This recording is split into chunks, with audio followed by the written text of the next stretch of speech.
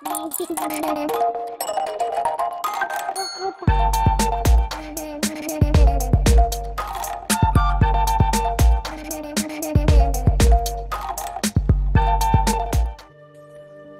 ও জননীর গল্প, হুমায়ুন আহমেদ, পর্ব ৪১।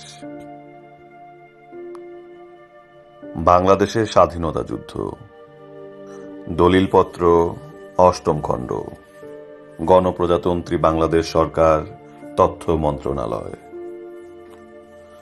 যতীন্দ্রনাথ মণ্ডল, গ্রাম শশীদ, ডাকঘর মৌসানি, থানা স্বরূপকাঠি, জেলা বরিশাল। ১৭ই বৈশাখ পাক বাহিনী গানবোট নিয়ে ঝালকাঠি দিয়ে কাটাখালী নদী দিয়ে শশীদের হাটে আসে। তারা এসে হাটের পাশে গানবোট রেখে গ্রামের উপর নেমে পড়ে। পাক বাহিনী গ্রামের ভেতর প্রবেশ করার সঙ্গে সঙ্গে গ্রামের নারী পুরুষ প্রাণের ভয়ে যে যেদিকে পারে পালাতে চেষ্টা করে। পাক বাহিনী গ্রামে প্রবেশ করে প্রথমে দামি দামি জিনিসপত্র লুটতরাজ করে এবং পরে ৯খানা বাড়ি অগ্নিসংযোগে ধ্বংস করে দেয়। ওই দিন ২ জন লোককে তারা গুলি করে। এর একজন সঙ্গে সঙ্গে মারা যায়, একজন গুরুতর রূপে আহত হয়। ২৬শে বৈশাখ পাক বাহিনী ও রাজাকাররা পুনরায় আমাদের গ্রামে আসে। তারা গানবোট ও স্পিডবোট নিয়ে ছোট খাল দিয়ে গ্রামের ভিতরে ঢুকে পড়ে। মতিলাল দেবনাথ ব্যানার্জি ও হীরালাল দেবনাথের কাপড়ের দোকান লুট করে স্পিডবোট বোঝাই করে কাপড় নিয়ে যায়। এই সময় মতিলাল দেবনাথের কাছ থেকে নগদ ১২,০০০ টাকা নেয় এবং বেয়োনেট চার্জ করে পরে গুলি করে নির্মমভাবে হত্যা করে। এই দিন আমাদের গ্রামের ১৮ জন লোককে পাক বাহিনী গুলি করে বেয়োনেট চার্জ করে হত্যা করে। এর মধ্যে জিতের নামে একজনকে পাক বর্বর বাহিনী নারিকেল গাছের সঙ্গে দড়ি দিয়ে শক্ত করে বেঁধে তার পায়ের কাছে খড়কুটা দিয়ে আগুন ধরিয়ে দেয়। তার সারা শরীরে আগুন ধরে গেলে সে ভীষণভাবে চিৎকার করতে থাকে। তখন পাক বর্বর বাহিনী গুলি করে তার মাথার অর্ধেক অংশ উড়িয়ে দেয়। এই ঘটনা তার স্ত্রীর সম্মুখে হয়, কেননা পাক বাহিনী তার স্ত্রীকে ধরে এনে তার সম্মুখে তাকে নৃশংসভাবে হত্যা করে। এই সময় ক্ষীরোদা সুন্দরী নাম্নী এক বিধবা মেয়েকে পাক বাহিনী সারা শরীরে বেয়োনেট দিয়ে খুঁচিয়ে খুঁচিয়ে নির্মমভাবে হত্যা করে। এই সময় আরেক মহিলা পাশের জঙ্গলের ভেতর পালিয়েছিল তার ছোট এক ছেলে ও এক মেয়েকে নিয়ে। পাক বাহিনী তাদের লক্ষ্য করে গুলি ছুড়লে গুলিতে ছেলে মেয়ে সহ ৩ জনই মারা যায়। ওই দিন আমাদের গ্রামের মোট ৪খানা বাড়ি বাদে আর সব বাড়ি অগ্নিসংযোগে ধ্বংস করে দেয়। ৫ই জ্যৈষ্ঠ পাক বাহিনী ঝালকাঠি থেকে গানবোট নিয়ে পুনরায় শশীদ হাটে আসে এবং হাটের উপর ক্যাম্প স্থাপন করে। ওই দিনই পাক বাহিনী আমাদের গ্রাম থেকে ২ জন লোককে হত্যা করে। তার মধ্যে একজন ছিল স্থানীয় স্কুলের সেক্রেটারি কালীকান্ত মণ্ডল। এই সময় পাক বাহিনী স্কুলের লাইব্রেরি লুট করে এবং ভেঙে চুরে সব তছনছ করে দেয় এবং লাইব্রেরির ভেতরে ছাত্রদের দেওয়া রিলিফের গম পেট্রোল ঢেলে আগুন ধরিয়ে দেয়। এই গমের আগুন নেভাতে গিয়েই সেক্রেটারি সাহেব গুলি খান। পাক বাহিনী এই সময় ১০ দিন শশীদ হাটে ক্যাম্প করে থাকে। এই সময় তারা ব্যাপক হারে নারী ধর্ষণ করে। একমাত্র আমাদের গ্রামে অনেক মেয়েকে পাক বাহিনী ধর্ষণ করে। পাক বাহিনী রাত্রিতে গ্রামের ভেতরে ঢুকে মেয়েদের উপর পাশবিক অত্যাচার করে এবং কিছু কিছু মেয়েকে তারা ধরে ক্যাম্পে নিয়ে যায় এবং এক একজনের ওপর পরপর কয়েকজন পাক পশু ধর্ষণ করে। এই সময় ১১ বৎসরের একটা মেয়েকে পাক বাহিনী তাদের ক্যাম্পে নিয়ে যায় এবং একাধারে তার উপর চলে পাশবিক অত্যাচার। পাক বাহিনী চলে যাবার পর এই মেয়েটিকে উদ্ধার করা হয়। 3 মাস পর্যন্ত এই ছোট্ট মেয়েটি হাঁটতে পারত না। 8 মাসের গর্ভবতী এক মেয়ের উপর পাক বাহিনী এই সময় অমানসিক পাশবিক অত্যাচার চালায়, যার দরুন সন্তান প্রসব করার পর সে ও সন্তান মারা যায়। 25শে শ্রাবণ পাক বাহিনী দালালদের সহযোগিতায় ঝালকাঠি থেকে গানবোট নিয়ে শঙ্কর ধবল গ্রামে আসে এবং আসমত আলী ও রোহিণী মিস্ত্রিকে ধরে নিয়ে শশীদ গ্রামে নিয়ে আসে এবং সুনীল সরকার নামে একটি ছেলেকে গুলি করে হত্যা করে। এই সময় খুব বৃষ্টি নেমে পড়ে। পাক বাহিনী তখন রোহিণী কুমার মণ্ডলের ঘরে আশ্রয় নেয় এবং হারমোনিয়াম, ঢোল, তবলা নিয়ে খুব গান বাজনা করে এবং কলা খায়। বৃষ্টি শেষে যাবার সময় গৃহকর্তা রোহিণী কুমার মণ্ডলকে গুলি করে হত্যা করে। যেই 2 জন লোককে তারা বন্দি করে আনে, তাদের একজনকে টাকার বিনিময়ে ছেড়ে দেয় এবং একজনকে শশীদ হাটে বসে গুলি করে হত্যা করে। তাকে হত্যা করার আগে খুব মারপিট করে এবং খুব গালাগালি দেয়। যাকে এই সময় ছেড়ে দেয় তাকে বলে দেয়, তোমরা জয় বাংলা বলতে পারবে না, বলবে জয় পাকিস্তান। মুক্তিযুদ্ধ চলাকালে স্বরূপকাঠি থানার অশ্বত্থকাঠি, জিনহার, মান্দ্রা, পূর্ব জলাবাড়ি, মৌসানি, জুলুহার, আতা, জামুয়া, জৌসার, গণপতি কাঠি, আরাম কাঠি প্রভৃতি গ্রাম জ্বালিয়ে দেয়। এই সময় বহু লোককে তারা নির্মমভাবে হত্যা করে। এই সময় মান্দ্রা গ্রাম থেকে 2 জন লোককে কুঠার দিয়ে কুপিয়ে নির্মমভাবে হত্যা করে। তাদের অপরাধ ছিল, পাক সৈন্য যখন একটা মেয়েকে ধর্ষণ করার জন্য যায়, তখন তারা 2 জন বাধা দেয়। এই সময় তারা বহু মেয়েকে ধর্ষণ করে। একমাত্র স্বরূপকাঠি থানাতেই 1000-এর বেশি মেয়েকে পাক বাহিনী ধর্ষণ করেছে। বিভিন্ন সময় আমাদের থানাতে প্রায় 200-300 লোককে পাক বাহিনী হত্যা করে।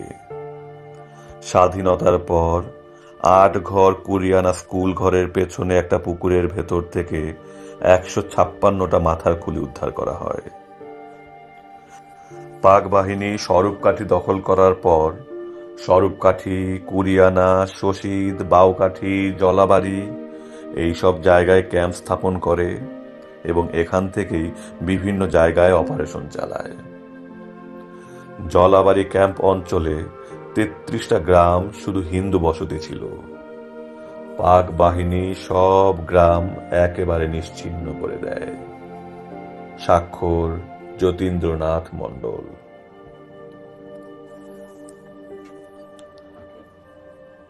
আলেয়া বেগম, গ্রাম বাঘেরিয়া, ডাকঘর সোনাগাজী, জেলা নোয়াখালী।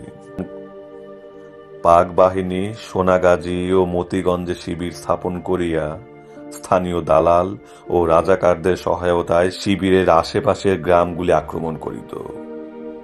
হঠাৎ গ্রামে প্রবেশ করিয়া ধনরত্ন লুণ্ঠন করিত এবং অসহায় নারীদের উপর চালাইত নির্মম অত্যাচার।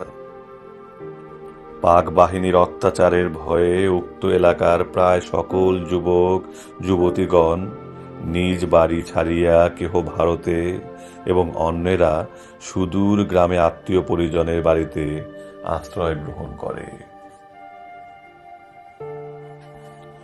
জুন মাসে পাক বাহিনী সোনাগাজী দখল করিলে আমি আমার স্বামীর বাড়ি ত্যাগ করিয়া সুদূর পল্লীর গ্রামে পালাইয়াছিলাম। আগস্ট মাসে আমি নবজাত সন্তান প্রসব করি। সন্তান প্রসবের 2 মাস পর শরীর অসুস্থ থাকায় পিতার বাড়ি হইতে স্বামীর বাড়ি বাঘেরিয়ায় আশ্রয় নেই।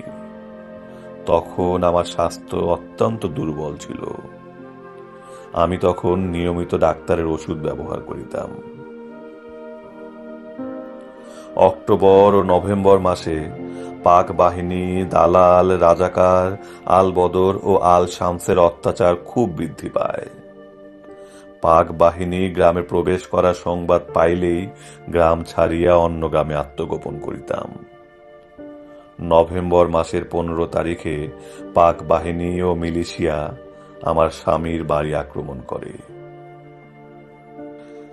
পাক বাহিনীরা আমাকে ধরিয়া ফেলে এবং আমার হাত হইতে আমার নবজাত সন্তানকে মাটিতে ফেলিয়া দিয়া সেখানেই নির্মমভাবে পশুর মতো অত্যাচার করে। তাহাদের অত্যাচারে আমি জ্ঞান হারাইয়া ফেলি। অনুমান 4-5 জন নরপশু আমার অসুস্থ দেহের উপর পাশবিক অত্যাচার করিয়া আমাকে জ্ঞানহীন অবস্থায় ফেলিয়া চলিয়া যায়। পরে আমার স্বামী ও অন্যান্য আত্মীয় স্বজন স্থানীয় ডাক্তারের সহায়তায় আমার জ্ঞান ফিরাইয়া আনে। স্বাক্ষর আলেয়া বেগম।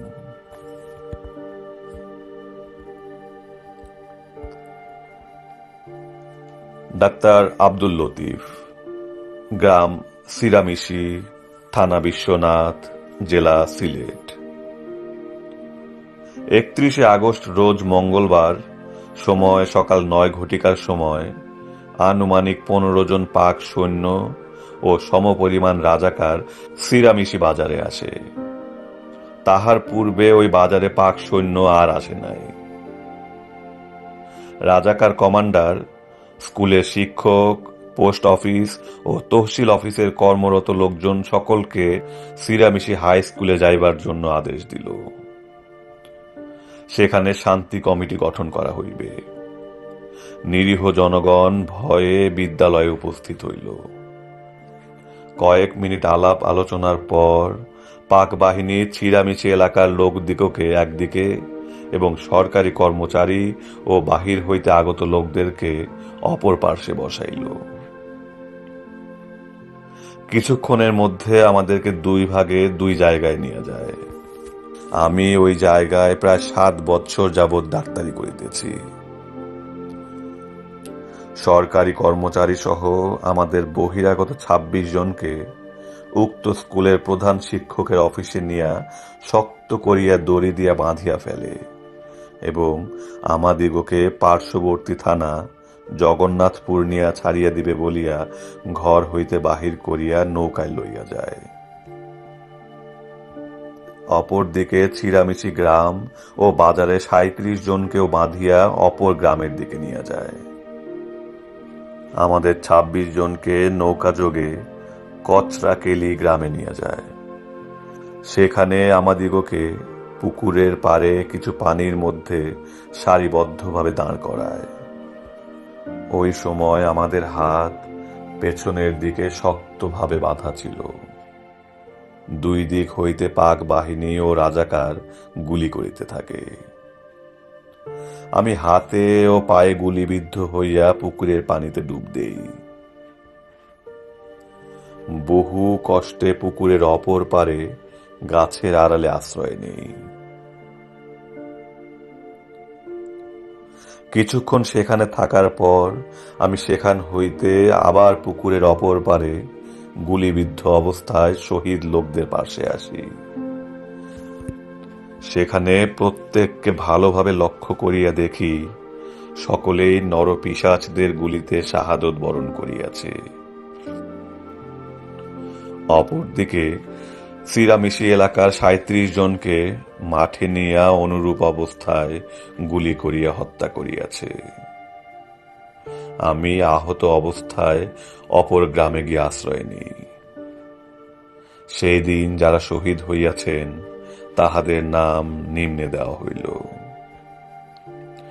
আব্দুল বারিক মেম্বার, আব্দুল লতিফ, সুন্দর মিয়া, তহসিলদার ও তাহার 2 ছেলে, পোস্টমাস্টার সিরামিশি বাজার, সিরামিশি হাই স্কুলের প্রধান শিক্ষক, সিরামিশি প্রাইমারি স্কুল শিক্ষক 1 জন, নজির আহমেদ, এখলাস মিয়া, মজিদুল্লাহ, দবির মিয়া, রুসমতুল্লাহ, তৈয়ব আলী, মোসাদ্দের আলী ও অন্যান্য।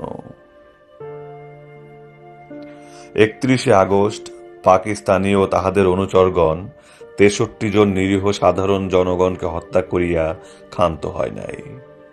1 সেপ্টেম্বর সিরামিশি বাজার ও গ্রাম জ্বালাইয়া দেয় ও মা বোনদের উপর পাশবিক নির্যাতন করে। স্বাক্ষর আব্দুল লতিফ।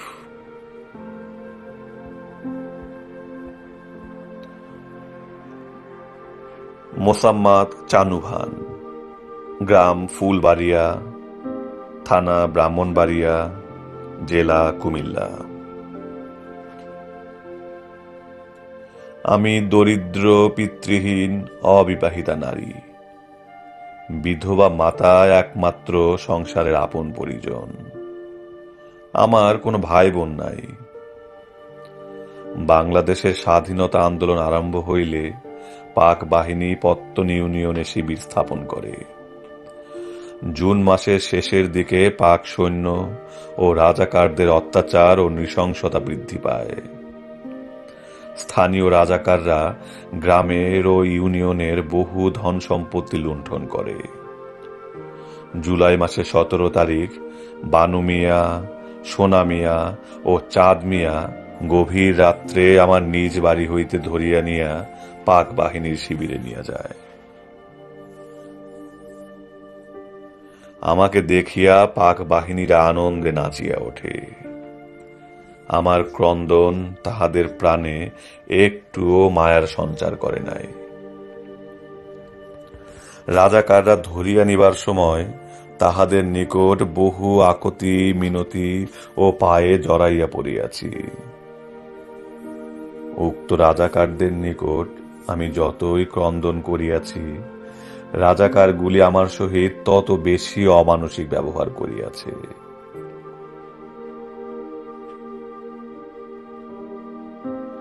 পাঁচ দিন পাক নরপিশাচরা আমাকে তাহাদের শিবিরে ও বাংকারে আটকাইয়া রাখে ও আমার দুর্বল দেহের উপর অমানসিক অত্যাচার করে ও মুক্তিবাহিনীর সংবাদ জানি কিনা জিজ্ঞাসা করে। আমি মুক্তিবাহিনীর সম্বন্ধে জানি না বলিলে আমার উপর ক্রুদ্ধ হইয়া প্রহার করে। এই 5 দিন তাহারা আমাকে গোসল পর্যন্ত করিতে দেয় নাই।